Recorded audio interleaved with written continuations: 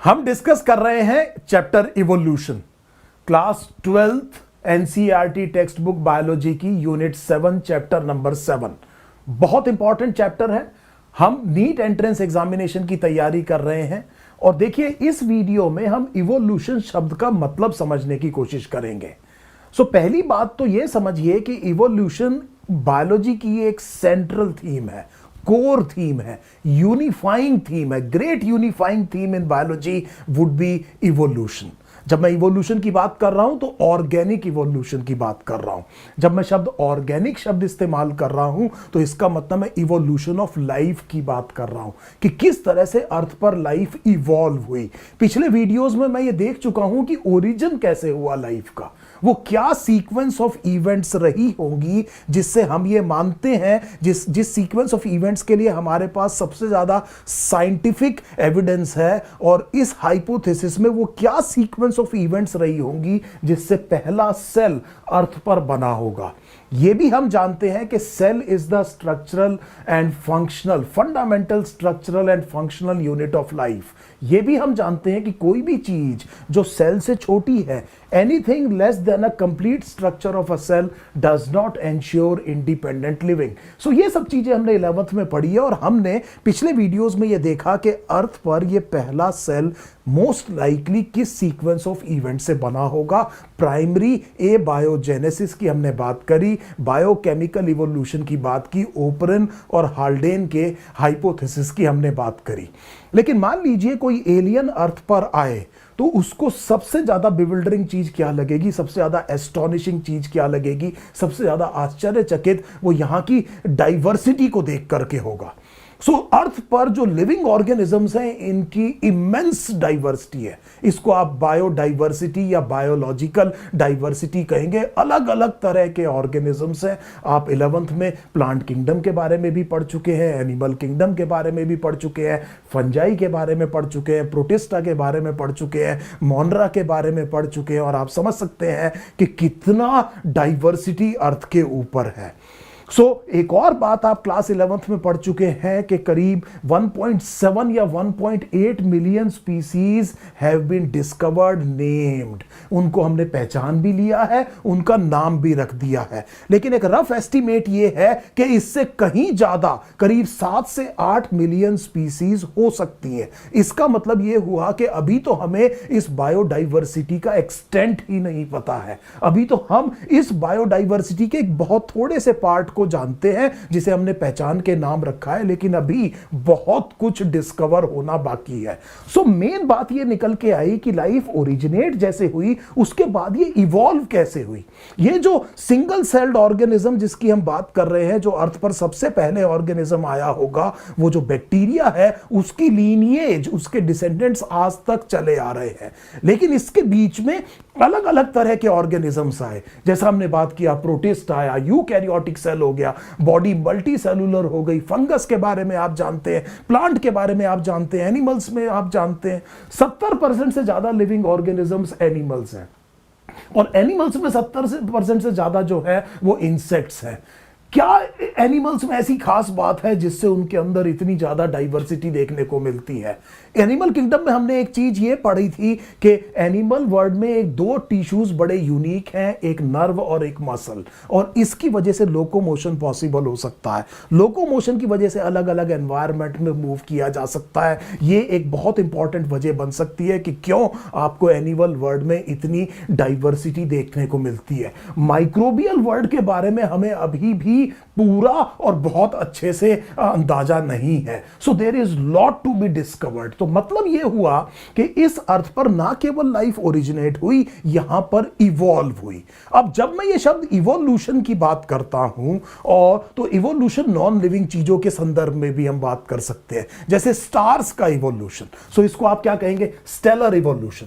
So stellar would be something a word that is related to star. और आपने ये कहा कि स्टार भी, यस सर, स्टार भी इवॉल्व करता है। और आप जानते हैं कि स्टार एक डस्ट पार्टिकल से बना, किस तरह से पहले ब्राउन कलर के कुछ स्टार बनते हैं। मैं बहुत बड़ी अथॉरिटी नहीं हूं इस चीज में, आप मेरे से ज्यादा जानते होंगे। उसके बाद आपने सुना होगा कुछ रेड जायंट्स बनते हैं, आपने नेबुला, ब्लैक होल, इस तरह का जो लाइफ साइकिल है पूरे के पूरे स्टार की, किस तरह से स्टार भी क्या करता है, इवॉल्व करता है।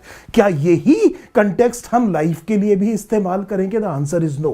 यहां पर हम इवोल्यूशन का मतलब कुछ और कह रहे हैं। हम यहां पर इवोल्यूशन से जब हमारे दिमाग में पहले शब्द आता है, हमें लगता है कोई चीज कॉम्प्लेक्स हो रही है सिंपल से, जो कि सच भी हो सकता है, ज्यादा एडवांस हो रही है कम एडवांस से, इस तरह की चीजें हमारे दिमाग में आती है जब हम शब्द सोचते हैं इवोल्यूशन। लेकिन तुरंत मेरे दिमाग में क्लास 10th एनसीईआरटी की एक और लाइन आती है कि evolution is not necessarily a progress. So जरूरी नहीं है प्रोग्रेस हो। सो यही सब चीजों के लिए हम समझना चाहते हैं कि ये इवोल्यूशन एक्चुअली अगर हम लाइफ के कंटेक्स्ट में देखें तो इसका मतलब क्या है। और यहां पर आप देखेंगे कि मैंने एक फ्रेज लिखी हुई है, डिसेंट विद मॉडिफिकेशन।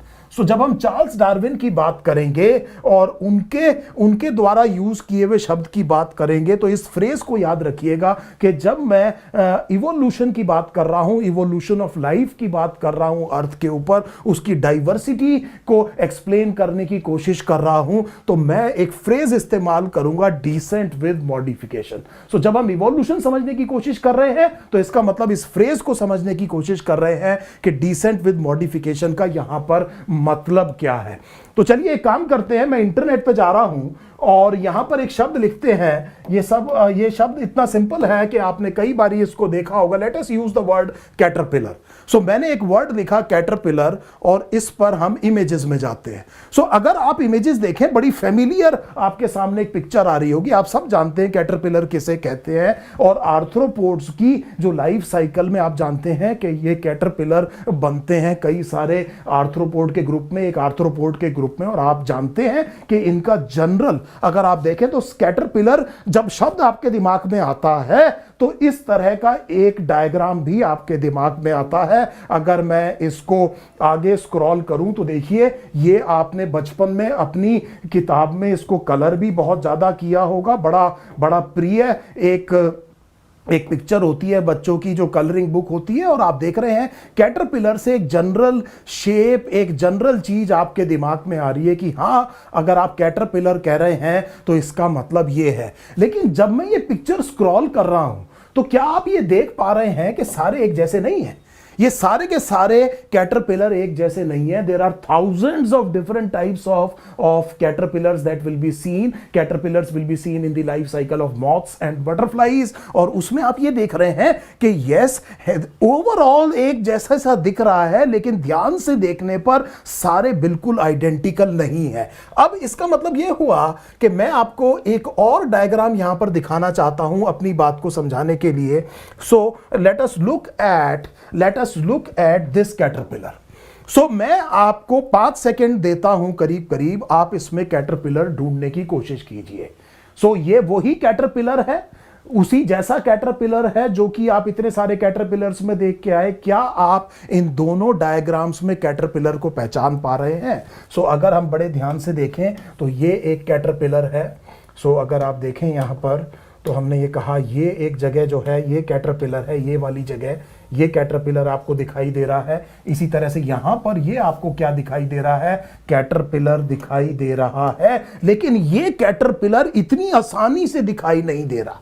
हमें ऐसा लग रहा है कि ये कैटरपिलर अपने एनवायरनमेंट से, अपने सराउंडिंग से काफी मेल जोल खाता है और उस तरह से बड़ी आसानी से दिखाई नहीं दे रहा। ये कैटरपिलर इस पेपर्ड मॉथ का है, जिसके बारे में आप क्लास 12th में इसी चैप्टर में बहुत डिटेल में एक और कंटेक्स्ट में पढ़ेंगे। बिस्टन बेटुलेरिया का ये क्या है? कैटरपिलर है। लेकिन ये ऐसा लग रहा है एनवायरनमेंट में छुपने की कोशिश कर रहा है। जब ये मेटामॉर्फोसिस के बाद मॉथ बनता है, सो क्या आप इस डायग्राम में इस डायग्राम में उस मॉथ को पहचान पाएंगे जो ये कैटरपिलर मेटामॉर्फोस होकर के मॉथ में कन्वर्ट हुआ होगा? सो एक बार कोशिश करते हैं इसकी आउटलाइंस को देखने के लिए। ये अगर आपको आउटलाइन दिखाई दे रही है तो अब आप बड़ी आसानी से इसको पहचान पा रहे होंगे कि yes, there is a moth sitting there. लेकिन क्या आप देख पा रहे हैं कि ये bark of tree, trunk of tree पर बैठा हुआ है और इसकी भी प्रोटेक्टिव रिजेंबलेंस है अपने एनवायरनमेंट से। इसको देख पाना उतना आसान नहीं है। सो मुझे उम्मीद है ये एक और चीज आपने जरूर ऑब्जर्व की होगी कि इसका कैटरपिलर भी उस स्टेज में भी लाइफ साइकिल के, और जब ये मॉथ में कन्वर्ट हो गया तो भी there is a protective resemblance with the environment. Ecology में हम देखेंगे कि ये कैमोफ्लाज्ड है। आगे देखते हैं, एक और कैटरपिलर लेते हैं। अब इस कैटरपिलर को देखिए, ये सिनाबार कैटरपिलर है। सो ये सिनाबार कैटरपिलर है। इसको अगर आप देखें तो इसको पहचानने में कोई दिक्कत नहीं है, ये साफ दिखाई दे रहा है, ये छुपने की कोशिश नहीं कर रहा है। कैटरपिलर बेसिक स्ट्रक्चर वैसा ही है जैसा सारे कैटरपिलर्स का होता है, लेकिन डाइवर्सिटी आप ये देखिए, और हम डाइवर्सिटी को ही एक्सप्लेन करने की कोशिश कर रहे हैं कि अब की बार ये छुपने की कोशिश नहीं कर रहा है, ये बड़ी आसानी से दिखाई दे जाएगा। अब हम ये देखने की कोशिश करते हैं कि जब ये मेटामॉर्फोस होता है और मॉथ बनता है तब कैसा दिखता है। So this is cinnabar moth, और आप देख रहे हैं इसकी कोई प्रोटेक्टिव रिजेंबलेंस नहीं है अपने एनवायरनमेंट से, इसे बड़ी आसानी से देखा जा सकता है। सो मान लीजिए कि इनका प्रेडेटर बर्ड है, मान लीजिए किसी मॉथ का प्रेडेटर क्या है, बर्ड है, और ये मॉथ्स किसके ऊपर बैठते हैं, ट्री ट्रंक के ऊपर बैठ रहे हैं और दिख नहीं रहे हैं तो प्रेडेशन से बच जाएंगे। सो ये जो बिस्टन बेटुलेरिया का कैटरपिलर है और जो इसका एडल्ट है, ये एनवायरनमेंट से मिलने जुलने की कोशिश कर रहे हैं, उस जैसे दिखने के लिए एडेप्टेड हैं ताकि प्रेडेटर इनको आसानी से देख ना पाए। इनके पास कोई डिफेंस नहीं है, इनके अंदर कोई टॉक्सिन नहीं है, कोई पॉइजन नहीं है जो कि डेट्रीमेंटल हो प्रेडेटर के लिए, और प्रेडेटर का ये प्रिय भोजन समझ लीजिए, और इसीलिए इनका छुपना बहुत जरूरी है ताकि इनकी जान बच जाए। लेकिन ये जो कैटरपिलर है इसके अंदर टॉक्सिन है और ये प्रेडेटर की सेहत के लिए हानिकारक हो सकता है। प्रेडेटर इसको अवॉइड करना चाहेगा, और अगर आपके पास में कोई प्रोटेक्शन है तो आप ये लोगों को बताना चाहेंगे कि ढंग से देख लीजिए, मैं वही हूं, कहीं गलती से भी आप मुझे खाने की कोशिश मत करिएगा। ये जो है ये छुपने की कोशिश नहीं कर रहा है, ये अपने आप को एक्सप्रेस कर रहा है ताकि ये आसानी से ऑर्गेनिज्म को दिख जाए और कहीं कंफ्यूजन में इसकी जान ना जाए, बड़ी आसानी से ये दिख जाए। चाहे ये कैटरपिलर की बात हो रही हो, चाहे एडल्ट मॉथ की बात हो रही हो, ये वो है जो कि टॉक्सिक है, प्रेडेटर के लिए डेंजरस है। प्रेडेटर इसको अवॉइड करेगा, अवॉइड तब कर पाएगा जब इसको ढंग से देख पाएगा। सो इसी जगह पर इन कैटरपिलर्स में, हजारों कैटरपिलर्स में हमने डायग्राम्स देखे, उनमें मैं दो अलग अलग कैटरपिलर दिखा रहा हूं जिनकी डाइवर्सिटी दिखने में, अगर आप बड़े ध्यान से देखेंगे तो बॉडी स्ट्रक्चर, बॉडी डिजाइन दोनों का एक जैसा होगा, लेकिन उसके बाद इस डाइवर्सिटी को देखने की कोशिश कीजिए, एक छुपने की कोशिश कर रहा है, एक दिखने की कोशिश कर रहा है। सो मुझे उम्मीद है यह बात आपको समझ में आ गई होगी। और इस तरह के ऑर्गेनिजम्स जिनके पास प्रोटेक्शन के लिए टॉक्सिन है, वो अपने आप को छुपाएंगे नहीं। और अगर आप देखें तो ये जो डायग्राम है, देखिए इस फ्रॉग को, ये फ्रॉग जो है इसे गोल्डन पॉइजन डार्ट फ्रॉग कहते हैं। It is probably the most toxic animal on earth. So most likely ये अर्थ पर सबसे ज्यादा टॉक्सिक एनिमल है, जितने एनिमल्स हमें पता है उनमें हम ये बात कर रहे हैं, इतना टॉक्सिक है ये। अब ये देखिए ये कलर कितना अनयूजुअल है, ये बड़ी आसानी से सबको दिखाई देगा, साइज में बड़ा नहीं है लेकिन बहुत टॉक्सिक है। ये एपोस्मेटिक वार्निंग कलरेशन इसको कहते हैं। इस तरह का ऑर्गेनिज्म छुपने की कोशिश नहीं कर रहा है और वो प्रेडेटर को बता देना चाहता है कि आप गलती से भी मेरे ऊपर नजर मत डालिएगा क्योंकि मैं बहुत टॉक्सिक हूं और ये मेरा कलर कोई भी कंफ्यूजन की स्कोप नहीं छोड़ता। सो इमीडिएटली मेरे दिमाग में ये आया कि हर एक ऑर्गेनिज्म एक पर्टिकुलर एनवायरनमेंट में बचने की कोशिश कर रहा है, उसके अंदर कुछ ट्रेड्स हैं जो कि उसको मदद करते हैं उस एनवायरनमेंट में बचने के लिए, उस एनवायरनमेंट में जो अवेलेबल नेचुरल रिसोर्सेज हैं उनको यूज करने में उसकी मदद करते हैं। कैटरपिलर वोरेशियस ईटर होता है, काफी फूड कंज्यूम करता है। आप देख रहे हैं कितना लाइफ साइकिल में शेप चेंज हो गई। कैटरपिलर और मॉथ के बीच में आप डिफरेंस देख सकते हैं। यहां भी टैडपोल और फ्रॉग के बीच में आप काफी ज्यादा क्या देखेंगे, डिफरेंस देखेंगे। और हर एक स्टेज ऑफ लाइफ में अलग अलग तरह से वो एडेप्टेड है। और ये जो एडेप्टेशन है ये सेट ऑफ कैरेक्टरिस्टिक है जो ऑर्गेनिज्म को ना केवल एनवायरनमेंट में बचने में मदद कर रही है बल्कि वहां पे रिप्रोड्यूस करके जितने ज्यादा से ज्यादा हो सके प्रोजेनी लीव करने की भी प्रोजेनी लीव करने में भी मदद कर रहा है। सो ना केवल बचना है, ना केवल नेचुरल रिसोर्सेज को इस्तेमाल करना है, लेकिन इफेक्टिव रिप्रोडक्टिव स्ट्रेटजी चाहिए। और उस इफेक्टिव रिप्रोडक्टिव स्ट्रेटजी का मकसद यह है कि जितने ज्यादा से ज्यादा हो सके उतने प्रोजेनी को उसने प्रोड्यूस करना है। यह कोशिश कर रहा है हर एक लिविंग ऑर्गेनिज्म अपने एनवायरनमेंट में। हालांकि वो कैटरपिलर ही है, अगर उनको ध्यान से देखें तो वो काफी एक जैसे हैं, लेकिन उनके बीच में भी ये डाइवर्सिटी है। So thousands of types of caterpillars are known, लेकिन सब एक दूसरे जैसे भी हैं और थोड़ा थोड़ा एक दूसरे से अलग भी हैं। शब्दों को ध्यान दीजिएगा, सब अगर जनरल डिजाइन देखेंगे तो बिल्कुल एक जैसे हैं, लेकिन अगर आप देखें तो उनमें थोड़ी थोड़ी एडेप्टेशंस डिफरेंट हैं। और ये एडेप्टेशन हर एक कैटरपिलर की अपने एनवायरनमेंट के हिसाब से है। और वो उस पर्टिकुलर एनवायरनमेंट में, जैसा मैं बार बार कह रहा हूं, ना केवल बचने की कोशिश कर रहा है, नेचुरल रिसोर्सेज को यूज करने की कोशिश कर रहा है, बल्कि रिप्रोड्यूस करके मैक्सिमम प्रोजेनी लीव करने की भी कोशिश कर रहा है। सो इसी चीज को आगे जारी करते हुए एक और छोटा सा एग्जांपल लेते हैं। सो let us write a mouse and a monkey, a mouse and let us say an elephant. So mouse and elephant.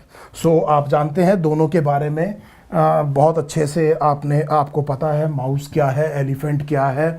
और फिर इमेजेस पे जाते हैं। मुझे उम्मीद है पूरी कार्टून टाइप की इमेजेस आएंगी। देखिए कितनी बढ़िया इमेजेस आपके सामने आ रही हैं। इस इमेज को अगर हम खोल लें तो आपको एक एलिफेंट और एक माउस दिखाई दे रहा है।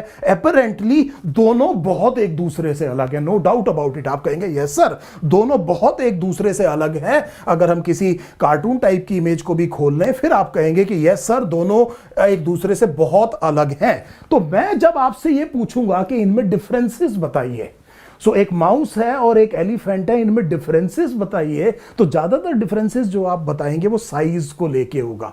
बॉडी साइज बड़ी है, छोटी है, पैर का साइज बड़ा है, छोटा है, नोज थोड़ी सी बड़ी है, छोटी है, ठीक है, जो टेल है वो छोटी है, बड़ी है। आप मॉर्फोलॉजी की बात कर रहे हैं। सो लेकिन दोनों के 4 पैर हैं, दोनों मैमल्स हैं, आप जानते हैं, दोनों में मेमोरी ग्लैंड्स होंगे, दोनों में क्या होगा, हेयर होगा। आप इंटरनल एनाटॉमी देखेंगे, दोनों में 4 चेंबर्ड हार्ट होगा, रेस्पिरेटरी सिस्टम एक जैसा होगा। आप एनाटॉमी से बायोकेमिस्ट्री पर जाएंगे तो करीब करीब सेम बायोमोलिक्यूल्स दोनों के अंदर आपको मिलेंगे। एक जैसे प्रोटीन्स आपको बहुत ज्यादा शेयर कर रहे होंगे ये दोनों ऑर्गेनिज्म, क्योंकि दोनों मैमल्स हैं। सो एकदम आपको यह स्ट्राइक करेगा कि आपको जो अपरेंटली डिसिमिलर ऑर्गेनिज्म है, जिनको आपको यह लग रहा था कि ये एक दूसरे से बहुत अलग हैं, एक्चुअली अगर मैं इनको बड़े ध्यान से देख रहा हूं तो ये काफी पास हैं एक दूसरे के। ना how do you explain this unity in diversity? So किस तरह से ये डाइवर्सिटी, आप तो ये देखने गए थे कि इतना ज्यादा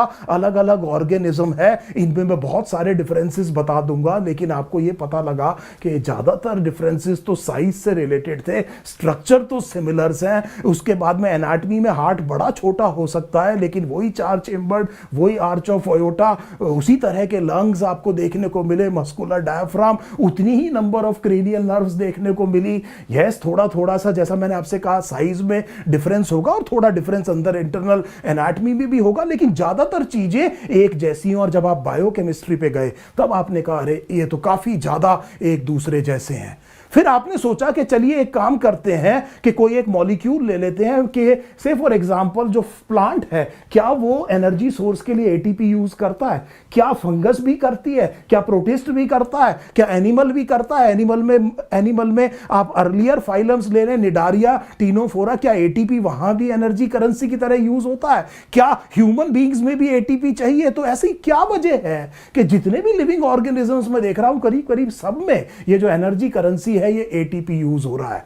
क्यों मेरी एनसीईआरटी ये कह रही थी all living organisms past present and future they are related to each other, they share the same genetic material but to varying degree. So इसका मतलब unity, they share the same genetic material, this is for all practical purposes. कुछ viruses को छोड़ दीजिए, DNA है तो सब share क्या कर रहे हैं, डीएनए, और लेकिन थोड़ा थोड़ा एक दूसरे से क्या है, अलग है, जिसकी वजह से आपको ये बहुत सारी क्या देखने को मिलती है, डाइवर्सिटी देखने को मिलती है। अब मुझे समझ में आ रहा है कि ये डिसेंट विद मॉडिफिकेशन का मतलब क्या है। ये जो चूहा और हाथी है जो मैंने देखा, इनका कहीं एक कॉमन एंसेस्टर रहा होगा, और ये जो कॉमन एंसेस्टर की बॉडी प्लान है वो बेसिक बॉडी प्लान ना केवल चूहे और हाथी की है बल्कि हर मैमल की है, लेकिन उनमें थोड़ा थोड़ा सा मॉडिफिकेशन हुआ है जिसकी वजह से डाइवर्सिटी आपको देखने को मिलती है। ये डिफरेंट मैमल्स जो हैं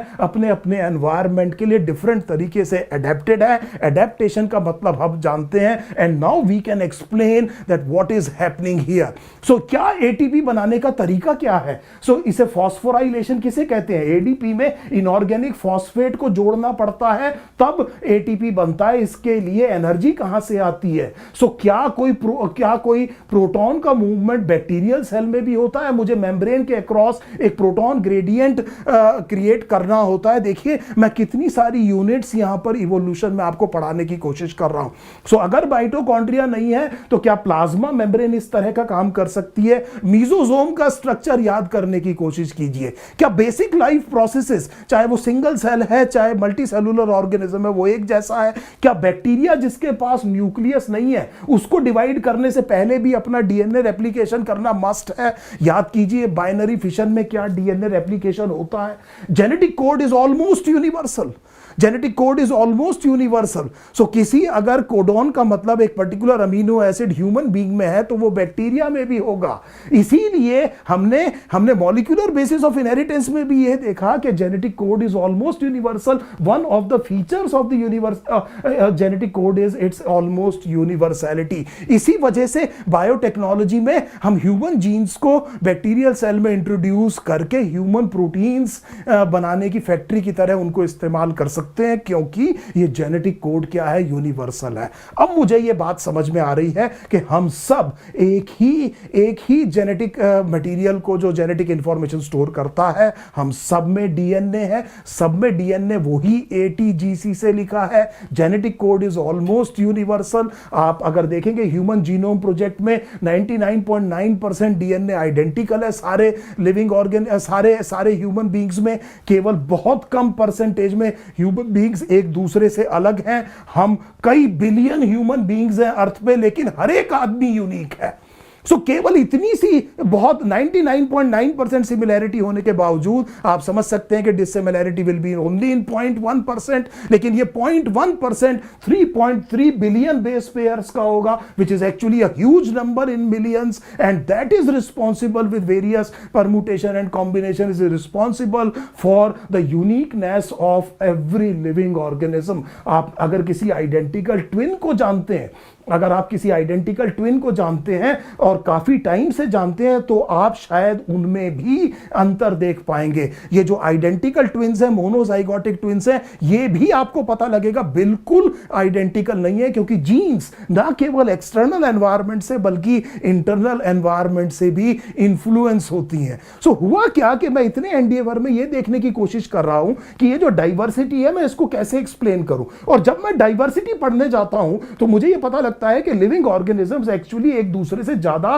रिलेटेड हैं, एंड देन आई अंडरस्टैंड कि इस लाइफ का एक कॉमन एंसेस्टर रहा होगा। जिस बैक्टीरियल सेल की हमने बात करी थी, वो जो पहला सेल था, वो लाइफ का एक कॉमन क्या रहा होगा, एंसेस्टर। वो जो बेसिक लाइफ प्रोसेसेस है वो आज तक चले आ रहे हैं। क्यों ग्लाइकोलिसिस होता है? क्यों ग्लाइकोलिसिस को हम ये कहते हैं कि इवोल्यूशनरी बहुत पुराना प्रोसेस है। Aerobic respiration, anaerobic respiration, fermentation, तीनों में ये जो पाथवे है क्या है, कॉमन है। क्या ये बैक्टीरियल सेल में भी होता है? बिल्कुल होता है। क्या यूकैरियोटिक सेल ह्यूमन बींग्स में होता है? बिल्कुल होता है। प्लांट में भी होता है। सो ये जो मॉलिक्यूलर आपको सिमिलैरिटी देखने को मिल रही है, ये कॉमन एंसेस्टर प्लान की है, और वहीं से ये जो लाइफ है ये क्या हुई है? मॉडिफाई हुई है। सो इसका मतलब एक single ancestral lineage has diversified in space and time and has produced the entire diversity that we actually see on the earth. So इस अर्थ पर एक सिंगल एंसेस्ट्रल लीनिएज डाइवर्सिफाई हुई है स्पेस में और टाइम में, और उसने जो हम डाइवर्सिटी देखते हैं अर्थ पर वो प्रोड्यूस की है। और ये बहुत बिविल्डरिंग अमाउंट ऑफ एस्टॉनिशिंग क्या है? डाइवर्सिटी है। देखिए एक और चीज समझने की कोशिश करते हैं। देखिए ये एक क्लैडोग्राम, इस तरह का क्लैडोग्राम आपने क्लास 11th के शुरू के चैप्टर्स में पढ़ा होगा। हमने ये कहा कि सब वर्टिब्रेट्स का एक कॉमन एंसेस्टर होगा।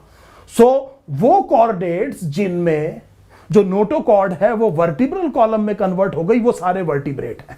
सो उन सब का एक कॉमन एंसेस्टर होगा। ये जो लाल निशान है ये कॉमन एंसेस्टर होगा वर्टिब्रेट का। तो ऊपर जितने भी ऑर्गेनिज्म हैं सब इस क्लेड को बिलोंग करते हैं। They all are vertebrates. सबके अंदर नोटोकॉर्ड किस में कन्वर्ट हो गई है? वर्टिब्रल कॉलम में कन्वर्ट हो गई है। सब में, चाहे एडल्ट में दिखाई दे या ना दे, 3-4 कैरेक्टर जरूर देखने को मिलेंगे। एक डॉल्सर हॉलो सिंगल नर्व कॉर्ड, एक नोटोकॉर्ड, और एक आपको देखने को मिलेंगे फेरिंजियल गिल स्लिट्स और एक पोस्ट एनल टेल। ये सारे कॉर्डेट्स हैं, लेकिन उनमें से कुछ कॉर्डेट्स क्या हैं? वर्टिब्रेट्स हैं। सो अब हमने ये कहा कि ये वर्टिब्रेट्स में उसके बाद में जॉज आ गया, और जॉज जैसे ही डेवलप हुआ फिशेज आएंगी। सो इससे पहले आप जब पढ़ते हैं साइक्लोस्टोमेटा, जब एग्नेथा की बात करते हैं तो आपको यह पता है कि उनके पास जॉ नहीं है, लेकिन उसके बाद में क्या इवॉल्व हुआ? जॉ इवॉल्व हुआ। कुछ फिशेज के पास में बोनी स्केलेटन आ गया, तो आपने कार्टिलेजनस फिशेज को अलग किया, और ये देखिए ये बोनी स्केलेटन में ये फिशेज आ गए, इनके पास जॉज भी है। लेकिन अब जितने वर्टिब्रेट्स विद बोनी स्केलेटन है उनका कॉमन एंसेस्टर यहां है। उनमें से कुछ का 4 limbs, they are tetrapods। याद कीजिए आपका एनिमल किंगडम का एक जो फ्लो चार्ट है क्लासिफिकेशन का, इनके पास 4 limbs थे। इन सब को आप टेट्रापोड्स कहते हैं। इसका मतलब यह हुआ कि इन चारों में 4 limbs हैं। साथ में यह नहीं भूलना चाहिए कि इनका और इनका कॉमन एंसेस्टर यहां पर था और इन सब का कॉमन एंसेस्टर यहां पर था। All living organisms past, present and future, they are related to each other, they share the same genetic material but to varying degree. 4 limbs के बाद में एग के चारों तरफ एमनियन आ गया, और एमनियन जो है उसमें एमनियोटिक कैविटी में फ्लूइड होता है, इसे एमनियोटिक फ्लूइड कहते हैं। It prevents desiccation of the embryo. और अब आप ये समझ गए कि ये वाला जो ग्रुप है इनमें एक और फीचर डेवलप हुआ, वो क्या है? एमनियन है। और बर्ड्स, रेप्टाइल्स और मैमल्स क्या है? एमनियोट्स हैं। और इन एमनियोट्स में जिनमें हेयर आ गया वो क्या है? मैमल्स हैं। जिनमें फेदर आ गया वो क्या है? बर्ड्स हैं। लेकिन ये जब अगर आप बात कर रहे हैं बर्ड्स और क्रोकोडाइल का, ये कॉमन एंसेस्टर है। ध्यान से देखिए, डायनासोर से इवॉल्व हुई है बर्ड्स, और बर्ड्स और क्रोकोडाइल का कॉमन एंसेस्टर ज्यादा पास है। बर्ड्स और प्राइमेट्स का कॉमन एंसेस्टर थोड़ा दूर है। बर्ड्स और एम्फीबियंस का भी कॉमन एंसेस्टर है, लेकिन वो और दूर है। और बर्ड्स और रे फिन्ड फिशेस का भी कॉमन एंसेस्टर और ज्यादा दूर है। और बर्ड्स और शार्क्स का भी कॉमन एंसेस्टर और ज्यादा दूर है। इनमें सब में कुछ बेसिक कैरेक्टर्स कॉमन होंगे, लेकिन थोड़े थोड़े कैरेक्टर्स एक दूसरे से अलग हो गए, ग्रुप स्पेसिफिक कैरेक्टर्स आ गए। This is what is called as descent with modification. A single ancestral lineage over time has diversified in space and time and has produced the entire diversity that you see on the earth. So now again let us now understand this. So we are saying that, so let me change this slide. So now we are understanding the term which is called as descent with modification. So descent का मतलब यह है कि ancestry चाहिए मुझे एक common, so there must be an ancestor जिसका body plan सब में देखने को मिलेगा, लेकिन रास्ते में डाइवर्सिफिकेशन होता चला गया और आपके सामने ये पूरा ट्री ऑफ लाइफ बन गया और आप ये देख रहे हैं कि सारे लिविंग ऑर्गेनिज्म इस ट्री में एक दूसरे के साथ में रिलेटेड है, बट टू वेरिंग डिग्री। जो ज्यादा पास है उनका कॉमन एंसेस्टर ज्यादा रीसेंट होगा, उनका डीएनए अगर आप एनालाइज करेंगे तो ज्यादा एक दूसरे से सिमिलर होगा, इसीलिए उनके फीचर्स भी ज्यादा एक दूसरे जैसे होंगे। जो दूर हैं इवोल्यूशनरी लीनिएज में, ये ऑर्गेनिज्म और ये ऑर्गेनिज्म, इनका कॉमन एंसेस्टर यहां होगा, लेकिन इस ऑर्गेनिज्म और इस ऑर्गेनिज्म का कॉमन एंसेस्टर यहां होगा, विच इज एक्चुअली रीसेंट। जितना रीसेंट होगा उतना डीएनए सिमिलर होगा, जितना ज्यादा दूर होंगे लेकिन है इसी लीनिएज में, उतना उनका डीएनए एक दूसरे से अलग होगा और उतने ज्यादा डाइवर्स दिखाई देंगे। लेकिन जो बेसिक लाइफ प्रोसेसेस हैं वो सब में करीब करीब एक जैसे होंगे। ये है डाइवर्सिटी का explanation with unity. This is what is called as descent with modification, और इस टर्म में हम बात करेंगे ऑर्गेनिक इवोल्यूशन के बारे में। सो मुझे उम्मीद है ये जो टर्म है बड़ी इंपॉर्टेंट, डिसेंट विद मॉडिफिकेशन, ये आपको समझ में आएगी, समझ में आ गई होगी। जब मैं वापस आऊंगा तो इस इंटरेस्टिंग टॉपिक के ऊपर बहुत सारे एग्जाम्पल्स के साथ में सारी बायोलॉजी की थीम्स को आपस में जोड़ के हम इसको आगे समझने की कोशिश करेंगे।